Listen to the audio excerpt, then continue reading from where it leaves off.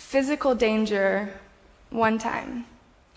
I traveled to Yemen as a photographer for a Norwegian author who was writing a book about the least visited countries in the world.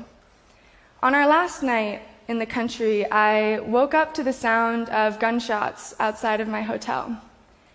I jumped out of bed and ran to the window to see that there were 50 or so men congregated in the parking lot, yelling and pushing each other around with 6 cars with flashing headlights, blocking the only exit. With no security in sight, I grabbed my phone to call my contact in the country, who didn't answer because this was happening around 2 o'clock in the morning. I could hear voices outside of my hotel room, even though I knew that we were the only people staying in the hotel. That was the first time I had ever heard a fully automatic weapon discharged. I literally ducked and looked around the room, realistically looking for the best place to hide.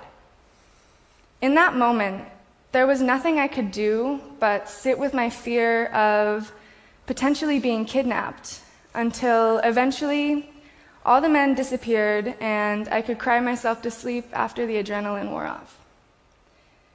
The next morning, I talked to my contact in the country and asked him what had happened the night before.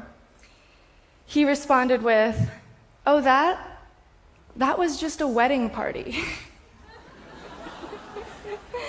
Since Yemen is an Islamic country, they do not drink alcohol, and one of the ways that they celebrate is by shooting guns.